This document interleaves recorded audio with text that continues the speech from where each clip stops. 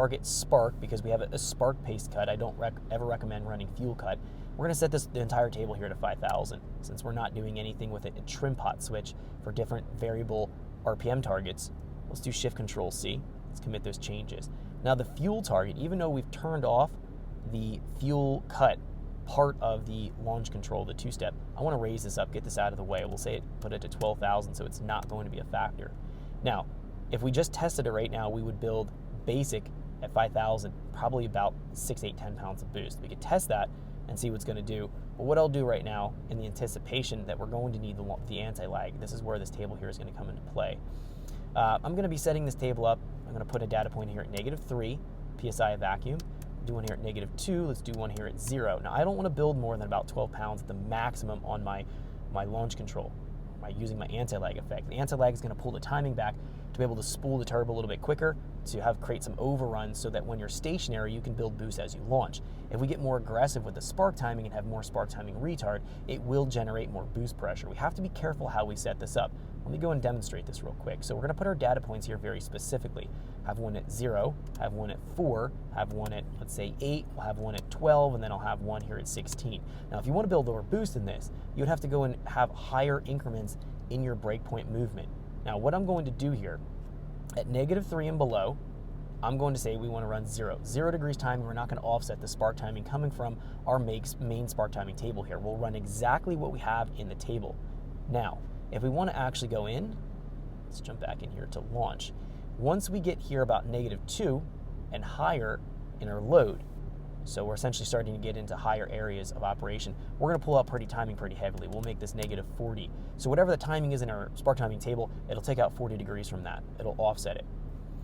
I'm going to go here at 12 pounds of boost, and I'll say -5. We'll pull out 5 degrees here. But if we start to overshoot this to even more specific with this, 14 pounds. At 14 pounds, it's going to put the timing back in to wherever is coming from my main spark timing table. So what we're doing is creating a ramping effect. We're creating a retard effect. If we're here at -2 and higher, we're going to pull timing out. As we get up to the target, we want to be about 8, 10, 12 pounds of boost on the anti-lag on the launch control. We're going to have this table, let's do a vertical interpolation here.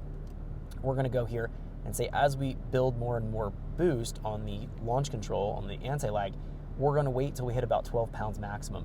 Once we get that point, we're going to start to add the timing back in. We're actually going to run right to table timing, whatever we have in here. And what's going to happen as a result of this, the boost will build very rapidly as it's coming up through our vacuum here into our lower boost.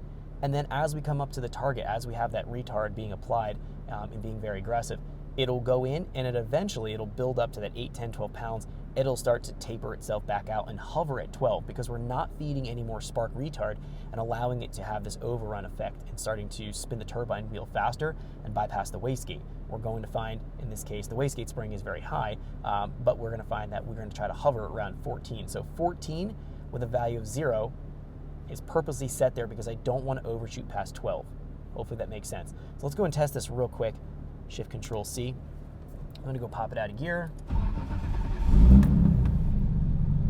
Just give it a second to come out of after start, and then we'll test this. And in our window here, we can see exactly what's going to go on. Have our windows set here. We can actually see all of our boost and our throttle and our RPM, and we'll see what it does, see how it responds. Maybe too aggressive and we might need to back it off, but we'll have at least a starting point. And we may only want it just on basic spark cut. We may not need more than that.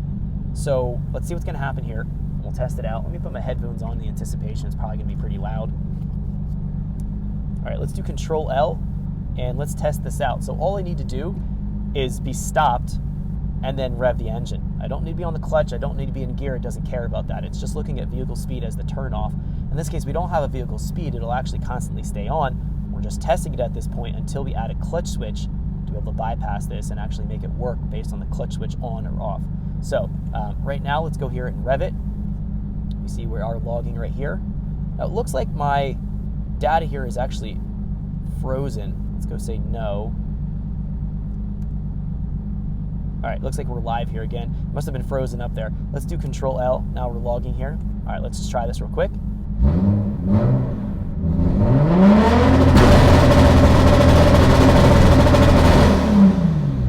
All right, Control L. Let's go ahead and save this real quick. We can say two-step test. Now, let's look at a few things here and we shut it down. We can talk about this. It only built about 5 pounds of boost. That's okay. We want to be conservative as we're trying to work with this and trying to figure out where we're at. So looking at this right here, we're going to notice a few things that I want to mention. Thanks for checking out our teaser clip. If you want to see the rest of this video and more than 500 hours of current EFI training we have to offer, make sure you click right here. If you want to go and check out more teaser clips from this training course, click here. And you don't want to miss any of the videos we're going to be releasing on this channel, so make sure you subscribe and click here. Thanks for watching, and I'll see you guys later.